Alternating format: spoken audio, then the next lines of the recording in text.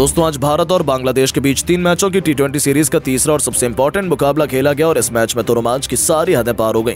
जहां अंतिम गेंद तक ये पता पाना नामुमकिन था कि कौन सी टीम बाजी मारेगी। जहां बांग्लादेश के 247 रनों के जवाब में भारत के विध्वंसक बल्लेबाज कप्तान सूर्या से लेकर यशस्वी जायसवाल और रिंकू सिंह का तूफान देखने को मिला। तो ऐसे में आज हम आपको इस वीडियो में बताएंगे भारत और बांग्लादेश के तीसरे टी20 का रोंगटे खड़े कर देने वाला पूरा हाईलाइट, जिसमें कौन बाजी मार पाया, अंतिम ओवर में कितने रनों की जरूरत थी, क्या रिंकू और सूर्या मिलकर टीम इंडिया को जीत दिला पाए। इन सब सवालों के जवाब इस वीडियो में आपको मिलेंगे। तो ऐसे में आप इस वीडियो को अंत तक जरूर देखिएगा। लेकिन इससे पहले अगर आप भी टीम इंडिया के बहुत बड़े फैन हैं तो आप इस वीडियो को एक लाइक जरूर कर लीजिए। दोस्तों जैसा कि आप सभी तो जानते हैं कि इंडिया और बांग्लादेश के बीच 3 मैचों की सबसे खतरनाक टी20 सीरीज 1-1 से बराबरी पर खड़ी है, जिसका तीसरा और निर्णायक मुकाबला आज मुंबई के ऐतिहासिक वानखेड़े क्रिकेट स्टेडियम पर शुरू हुआ।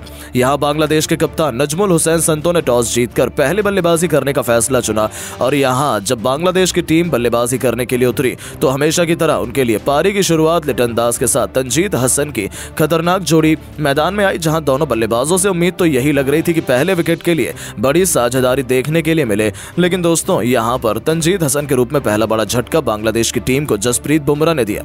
जहां पहला बड़ा झटका लग जाने के बाद फिर बल्लेबाजी करने के लिए उतरे खुद कप्तान नजमुल हुसैन संतो।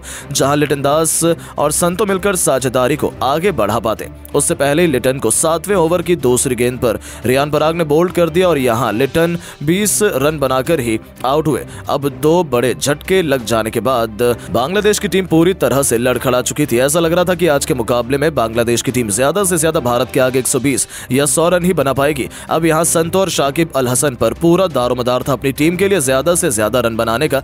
लेकिन दोस्तों भारतीय गेंदबाजों को कहां पता था कि ये दोनों बल्लेबाज मिलकर आज अपनी टीम की किस्मत चमकाने वाले हैं। जी हां दोस्तों, हुआ ये कि संतो ने ताबड़तोड़ बल्लेबाजी अपनी जैसी जारी रखी, उसी तरह का ढंग शाकिब ने भी दिखाया। जहां दोनों बल्लेबाजों ने मात्र 37 गेंदों में 72 रन की साझेदारी कर डाली थी।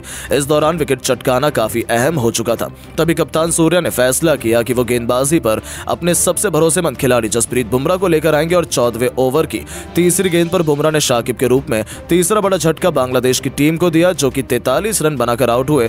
और उनके आउट हो जाने के बाद फिर बल्लेबाजी करने के लिए उतरे महमदुल्लाह। वो कप्तान संतो के साथ मिलकर साझेदारी को आगे बढ़ाते हैं और अपनी टीम के स्कोर को 150 रन के पार ये दोनों बल्लेबाज लेकर पहुंचे। इस दौरान बांग्लादेश की टीम लगातार आगे बढ़ती चली जा रही थी और दूसरी तरफ संतो का बल्ला रुकने का नाम नहीं ले रहा था। उन्होंने मात्र 34 गेंदों में भारत के खिलाफ 74 रन ठोक डाले थे। अब यहां से मैच पूरी तरह फंस चुका था। तभी अर्शदीप ने आकर 17वें ओवर में संतो का विकेट गिराया, जो कि 74 रन बनाकर इस मुकाबले में आउट हुए। और संतो का विकेट गिर जाने के बाद भारतीय टीम को चैन की सांस आई, लेकिन महमदुल्लाह ने साथ ही बल्लेबाजों के साथ मिलकर अपनी टीम को 200 के पार पहुंचाया।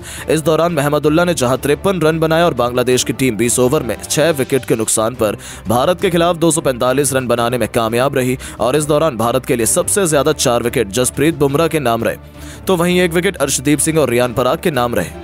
अब दोस्तों बारी थी भारतीय बल्लेबाजों की इस मैदान पर कुछ चमत्कार कर दिखाने की।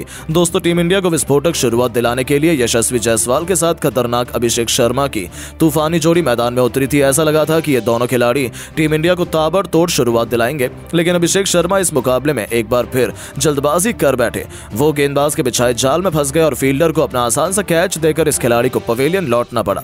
हालांकि उन्होंने शुरुआत तो शानदार की थी, लेकिन फिर भी वो इस मैच में केवल 9 रन बनाकर पवेलियन लौट गए। अब दोस्तों अभिषेक का विकेट गिर जाने के बाद भारतीय टीम काफी ज्यादा दबाव में आ चुकी थी। अब अभिषेक जब आउट हुए तो बल्लेबाजी के लिए उतरे खुद कप्तान सूर्या, जहां सूर्या और यशस्वी जायसवाल पर हर किसी की निगाहें थी।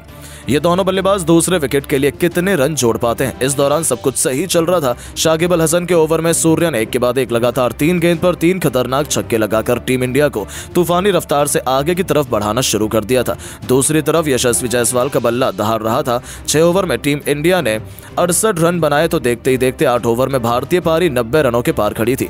इन दोनों खिलाड़ियों के बीच 100 रन से अधिक की मजबूत पार्टनरशिप हो चुकी थी। दोनों तरफ से दोनों खिलाड़ी केवल चौके और छक्कों से ही बात कर रहे थे। इसी बीच कप्तान सूर्या ने अपना तूफानी अर्धशतक केवल 30 गेंद में ठोक दिया, जो टीम इंडिया को जीत के लिए बेहद महत्वपूर्ण माना जा रहा था। इन दोनों ने भारत को मैच में मजबूत स्थिति में लाकर खड़ा कर दिया था, लेकिन दोस्तों यशस्वी जायसवाल भी अपनी साझेदारी को ज्यादा देर तक आगे नहीं बढ़ा पाए और 49 रन बनाकर वो आउट हुए। पूरी जिम्मेदारी भारत के 2 सबसे खतरनाक टी20 बल्लेबाजों रिंकू सिंह और सूर्य कुमार यादव के मजबूत कंधों पर आ चुकी थी मैच जिताने की, क्योंकि इनके अलावा कोई और बल्लेबाज भारतीय टीम को जिताने का दम रखता नहीं था। अब दोस्तों यहाँ टी20 के शूरवीर रिंकू सिंह ने भी आते ही अपने विस्फोटक अंदाज में एक तरफ से बांग्लादेशी गेंदबाजों की बेरहमी से कुटाई करनी शुरू कर दी। दोनों मिलकर साझेदारी को आगे बढ़ाते हुए अंतिम ओवर तक ले जाते हैं, जहां सबसे खास बात तो ये थी कि सूर्य कुमार यादव आज कमाल की लय में नजर आ रहे थे। उन्हें रोक पाना आज किसी भी गेंदबाज के बस की बात बिल्कुल भी नहीं हो पा रही थी। यहाँ तक कि रिंकू भी दूसरी तरफ खड़े खड़े केवल उनकी खूबसूरत बैटिंग का आनंद उठा रहे थे। उन्होंने सबसे पहले तो मात्र 30 गेंदों में अपना अर्धशतक पूरा किया और अर्धशतक जड़ने के बाद वो अपने शतक की ओर आगे बढ़ चले। इस दौरान अंतिम ओवर तक जब मैच पहुंचा तो भारत को मुकाबला जीतने के लिए 6 गेंदों में 21 रन की दरकार थी। अब स्ट्राइक पर रिंकू सिंह थे। बांग्लादेश की तरफ से अंतिम ओवर लेकर आए थे मुस्तफिजुर रहमान। अब यहाँ पहली गेंद मुस्तफिजुर ने यॉर्कर लेंथ पर डाली, जो कि रिंकू से पूरी तरह मिस हो गई और कोई रन नहीं मिला। अगली गेंद पर रिंकू ने 2 रन भागे और फिर यहाँ से भारतीय टीम को 4 गेंदों में 19 रन की दरकार थी। रिंकू अभी भी स्ट्राइक पर मौजूद थे और दोस्तों रिंकू शॉट लगाने की कोशिश तो बहुत कर रहे थे, लेकिन उनके बल्ले पर गेंद टच ही नहीं हो रही थी, जिसके चलते यहाँ बांग्लादेश की टीम पूरी तरह से फुल फॉर्म में थी कि वही इस मुकाबले को जीतेंगे। लेकिन दोस्तों जैसे तैसे करके तीसरी गेंद को लेग साइड की तरफ खेलकर रिंकू ने 1 रन भाग लिया और अब स्ट्राइक पर आ गए हमारे सबसे बेस्ट अभी तक के फिनिशर खुद कप्तान सूर्या। जहां सूर्या को 3 गेंदों पर 3 तूफानी छक्के लगाने थे और तभी भारत की टीम मुकाबला जीत पाती, क्योंकि 3 गेंदों पर 18 रन भारत को चाहिए थे। अब चौथी गेंद पर सूर्या ने सामने की तरफ छक्का जड़ दिया। 5वीं गेंद पर डीप कवर्स के ऊपर से एक और आसमानी छक्का जड़कर सूर्या ने भारतीय टीम को जीत की दहलीज पर पहुंचा दिया। अब 1 गेंद शेष मात्र बची हुई थी और मैच जीतने के लिए 6 रन चाहिए थे। सूर्या बखूबी जानते थे कि मुस्तफिजुर वाइड यॉर्कर लेंथ डालने की कोशिश करेंगे और इसीलिए सूर्या ने पहले से ही अपनी आंखें जमा रखी थी और अपने बल्ले का परफेक्ट स्विंग दिखाते हुए उन्होंने डीप मिड विकेट के ऊपर से महेंद्र सिंह धोनी के अंदाज में मैच विनिंग 6 ठोक दिया, जिसके चलते भारतीय टीम के होनहार बल्लेबाज सूर्या ने इस दौरान अपना शतक तो पूरा किया ही, साथ ही साथ 108 रन की उन्होंने पारी खेली और अपने शतक के साथ उन्होंने भारतीय टीम को मैच भी जिताया।